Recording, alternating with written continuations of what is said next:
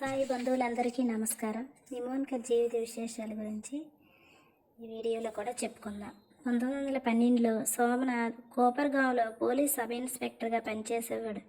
ఒకరోజు సోమనాథ్ షిరిడీకి వెళ్ళి సాయిని దర్శించాడు. సాయి 10 రూపాయల దక్షిణ కోరారు. సోమనాథ్ సంతోషంగా ఇచ్చాడు. ఆనాటి నుండే సోమనాథ్ జీతం 10 రూపాయలు పెరిగింది. ఈ లీలకు అందరూ ఆశ్చర్యపోయారు. 6 నెలల తర్వాత సోమనాథ్ పూణేకి ట్రాన్స్ఫర్ అయ్యాడు. అన్ని వసతులతో చక్కగా ఉద్యోగ నిర్వహణ చేశాడు. సాయి సోమనాథ్కు ప్రాపంచిక లబ్ధినే కాదు, ఆధ్యాత్మిక సంపదను, ఆధ్యాత్మిక అనుభవాలను కూడా ప్రసాదించారు. సాయి మహాసమాధి చెందే చివరి రోజుల్లో సాయిని 4 రోజులు సేవించే భాగ్యం సోమనాథ్ కలిగింది. నిమోన్కర్ కోర్టు పని మీద అహ్మద్ నగర్కు వెళ్ళవలసి వచ్చింది.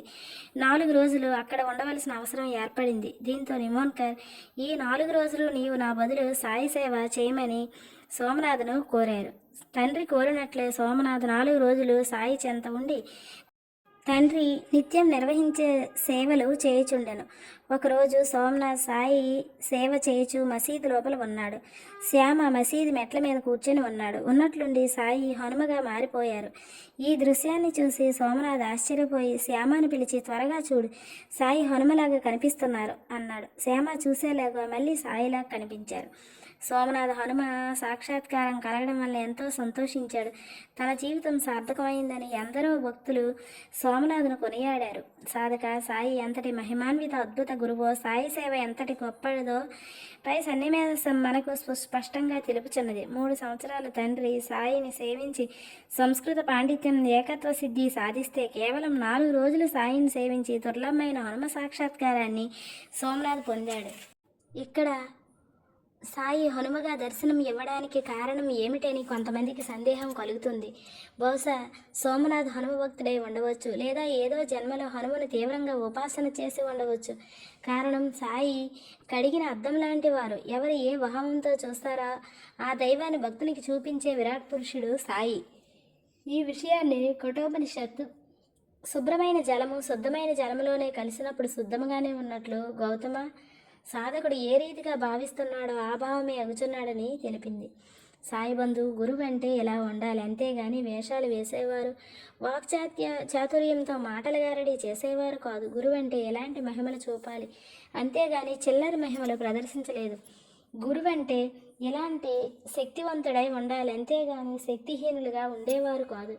సాయి మహాసమాధి పొందిన తర్వాత నిమోన్కర్ సాయి సాధించిన ఆధ్యాత్మిక శక్తికి నిదర్శనం ఇతరుల రోగాలను నిమోన్కర్ తొలగించడం. ఎవరైనా వ్యాధితో బాధపడితే నిమోన్కర్ వారికి తన చేతితో ఊదీని పెట్టి ఊదీ తీర్థాన్ని వారికి ఇచ్చేవారు. కొన్ని క్షణాల్లో వారు రోగం నుండి స్వస్థత పొందేవారు. దీర్ఘ వ్యాధులను కూడా నిమోన్కర్ స్వల్పకాలంలో తొలగించగలిగారు. ఇదంతా తన శక్తి కాదని, సాయి అనుగ్రహ శక్తి అని నిమోన్కర్ వినయంతో చెప్పేవాడు. సాధక ఆకర్షణ శక్తి, లవలేశం లేని ఇనుము అయస్కాంత నిత్య సన్నిధితో తాను కూడా ఒక అయస్కాంతంలాగా మారుతుంది. తాను కూడా ఆకర్షణ శక్తిని కలిగి ఉంటుంది. నిమోన్కర్ సాయిని సేవించి ఎంతో శక్తిని సంపాదించాడు, ఎంతో కృపను పొందాడు. రోగులు రోగం నుంచి స్వస్థులు కావడానికి, నిమోన్కర్ రోగాన్ని పోగొట్టడానికి కారణం ఇదే.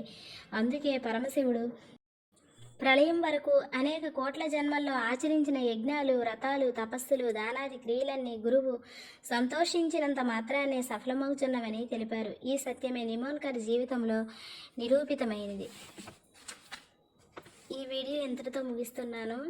తర్వాత నిమోన్కర్ సాయికి చేసిన సేవల గురించి, మిగతా విశేషాల గురించి తర్వాత వీడియోలో చెప్పుకుందాం. నా వీడియో కనుక మీకు నచ్చినట్లయితే లైక్ చేయండి, మీ ఫ్రెండ్స్కి, ఫ్యామిలీ మెంబర్స్కి అందరికీ షేర్ చేయండి.